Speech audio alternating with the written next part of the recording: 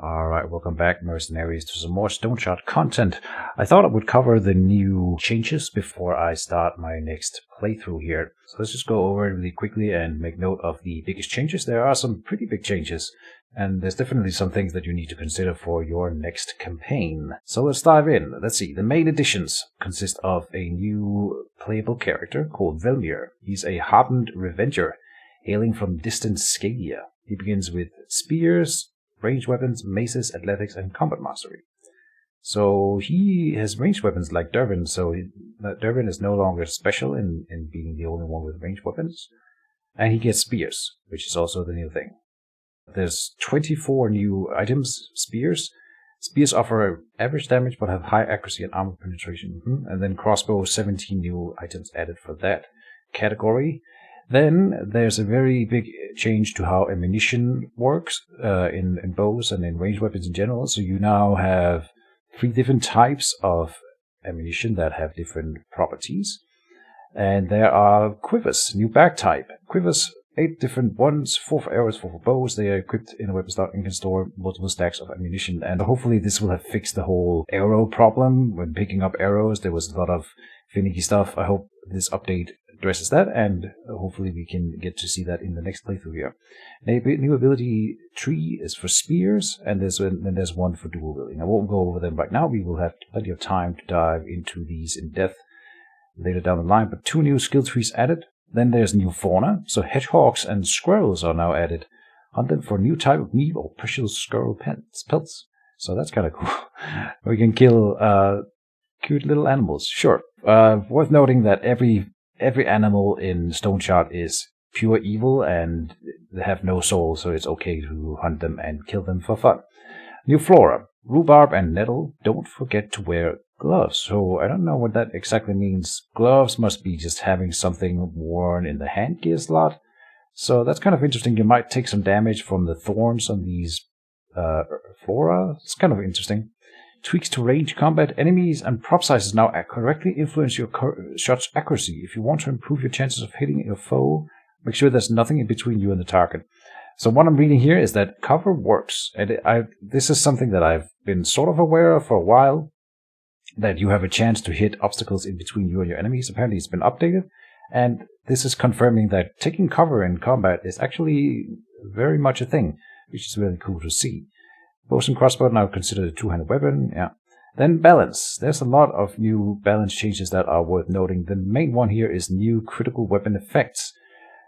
It may not be evident at first, but different weapon types have different crit effects, and this is something that I have been aware of. I didn't know that every weapon had like its specific crit thing, but now we get it spelled out, and it has been reworked to this here. So swords get a chance to apply bleed, axes do body part damage. Maces get a 100% chance to daze for 2 to 4 turns. So as always, when you look at percentages here, you see swords have a 100% chance to apply bleed. It's worth noting that some characters might have bleed resistance. So if they have like 20% resistance to bleed, you only have a 80% chance of applying a bleed. So it's not a guarantee just because it's 100% here. Worth noting. Daggers give 220% extra critical damage against unaware targets. I still have not landed a single melee hit against an unaware target throughout my Stoneshard experience. Maybe before stealth was taken out of the game back in the prologue, but yeah. And then it burns 10% of maximum energy, so that's absolutely a thing. Not the best right now, but once stealth gets added to the game, maybe it has now, I don't know, but for sure this is cool for later down the line. Great swords cleave through 3 tiles. That has always been the case, and 125% chance to apply bleeding, more so than normal swords, so that's kind of interesting. Great swords criticals are just better than sword criticals.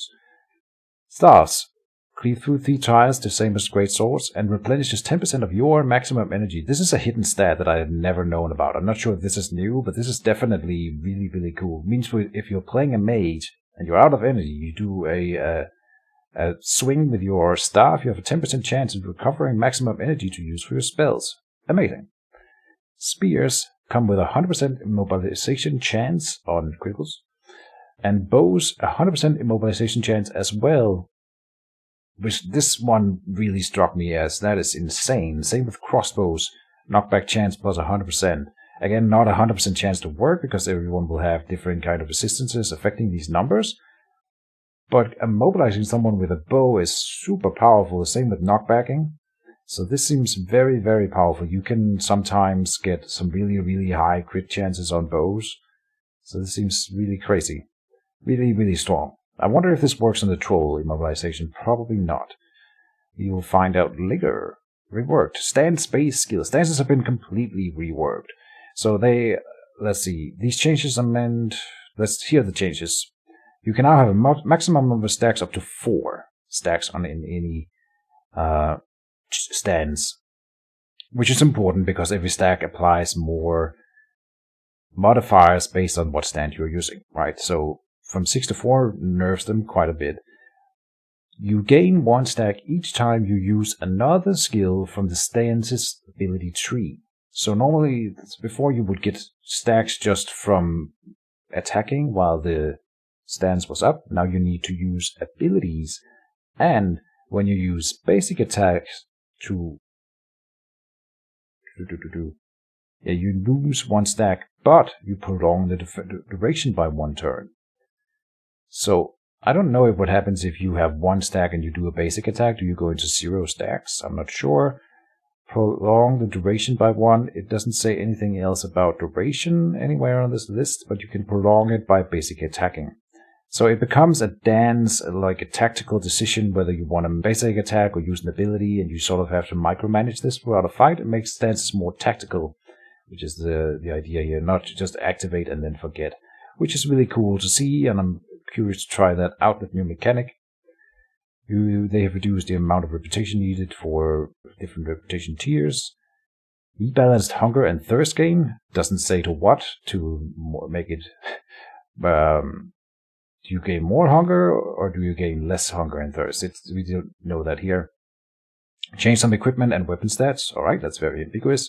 Whatever. Spear building enemies no longer have placeholder items, skills from ability trees, but have assigned spear skills. Perfect. Ancient Troll now drops pelt and tusks on death. Add a new stat, immobilization chance. And this goes on further to they have expanded on resistances in general. Stun resistance is renamed to control resistance, which also encompasses confusion. And knockback resistance was renamed into move resistance, which also includes resisting immobilization. So resistances here have been reworked quite a bit, and immobilization chance being the big new one thing. So that's kind of interesting. Let's see, dual wielding now grants cooldown duration, more cooldown duration, increased cooldown duration, and increased fumble chance. So right off the bat, a nerf for dual wielding, but of course offset by the fact that you can now level into a dual wielding skill tree, which is super awesome. And Dervin has replaced some starting equipment, and a starting mace affinity was swapped for staff affinity, so he's more about staffs now, which is kind of cool. Might do a Dervin staff build at some point. Anna has been nerfed in her passive, just a few percentages in both of her stats. Yorgrim maces have been swapped for dual wielding. Great swords. Faint swing, remove the penalty to damage. Remove the bonus to accuracy. It wasn't really useful as the skill already drops the target's dodge chance to 0. Absolutely agree.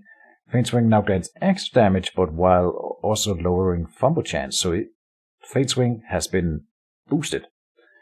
Parry was a really, really strong, I think it's a stance. It was a stance or something similar before. Now it has been completely reworked. You gain block chance and power for 1 turn, only 1 turn. Counter attacks now trigger on every received attack. Each strike you block reduces the skill cooldown by 1. So it's still a super powerful one. You get 1 turn where if you're surrounded by enemy, you get to counter a strike against each and every one of them that tries to attack you during that round, and you're blocking extra during that round. If you do block a lot, you also can do it again more often. Alright.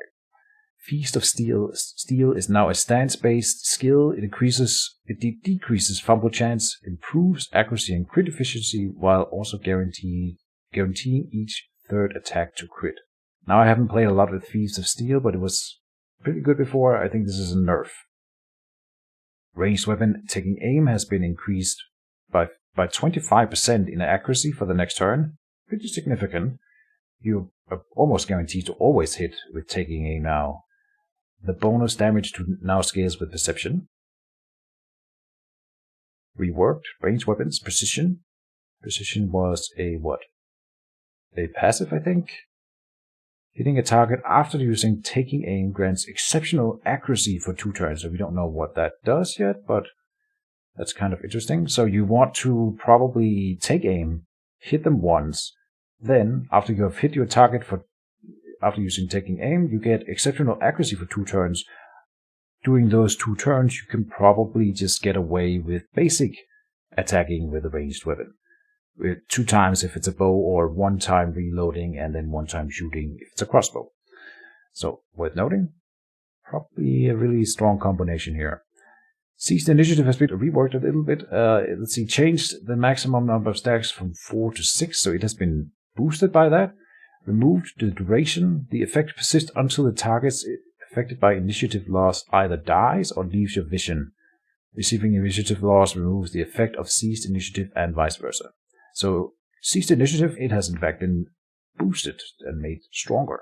Really interesting. Combat mastery setup. Bonus accuracy and damage you gain after skipping a turn persists for 2 turns now and can stack. Okay. Combat mastery stance training. If defensive tactic is active, stance-based skills start with 3 stacks on activation. If offensive tactic is active, using applicable skills, additional grants 1 stack to stance effects. That seems like a really, really good pickup now. Now that stances are more hard to maintain and keep at high stacks, I think getting the stance training in general is going to be super important, or super strong at least. And Mighty Kick has been reworked a little bit. Upon landing a kick reduces the enemy's control and move resistances for the next turn. A very small boost, but Kick was definitely in need of a boost. I'm not sure this is enough, but it might be. And then we go into a few fixes. The state of fog of war is now probably preserved, so it can no longer conceal previously visited locations. This is something that I have been wondering about, and I'm happy to know that was not just me being crazy. Let's see if there's anything else. Remove the ability to shoot through dungeon walls and surface structures. I'm not sure exactly what this encompasses, but this sounds good. And surface structures, so you can't shoot over walls into bandit camps or stuff like that. I don't really know. This seems very interesting, and I'm thinking this is a big nerf to ranged weapons, in fact, because you could get away with shooting around stuff a lot in both in dungeons and above ground forts. So this should be quite interesting. Fast travel between villages now take in-game time. Cool. Blessing effect has received a 1,200 turns duration cap. I didn't know you could get like longer term blessings, so I'm not sure how. Maybe you can move between 2 altars and just keep boosting it up. 1,200 turns is a pretty long time anyway. Fixed vivifying essence not burning energy on use. Okay, so that's actually something that I had also been wondering about. I thought I didn't understand the mechanic, but it apparently just didn't work. Flea ward, that is now in the game, by the way, has been fixed. The drunkard's wife in Manshire no longer flies around. Good to know. Many actions are now being properly logged. Also nice to know. Oh, fixed Asian troll being able to attack during regeneration. Really, really good. Little note here. If you saw my level 1 pyromancer attempt at killing the troll, we were hit by the troll once while he was regenerating, and that sort of cost me that attempt. So that was unpredictable and clearly a mistake. So good that it's been fixed. Raise no longer display blood than hit. Sounds good. Visuals. And change Yorkrim's portrait. I have already upvoted. Never mind. Alright, and before we go on, let's see, there is a small extra change log on top of this one here. Let's just cover that one. Numerous text typos and mistakes fixed. Removed skill energy penalties for shields, as they already have flat energy restoration penalties. Increased carpenter stocks. Decreased NPC restock time by 30%. Morsel can now be cooked. Not sure what a morsel is. Parry should counterattack every enemy except melee skills. So what we are reading here is that it's now working as intended. Return broadheads, arrows, test damage to its intended value. Taylor now sells low-level shirts, gloves, and boots. Very cool. Added a spear and crossbow to Osbrook Barracks weapon stands. Nice. And that's all for now. So yeah, that's it for now, folks. I hope you enjoyed this small update, keeping you posted on Stoneshard news. Stay tuned for the upcoming series. Should be up in less than an hour. And see you then, guys, and bye-bye.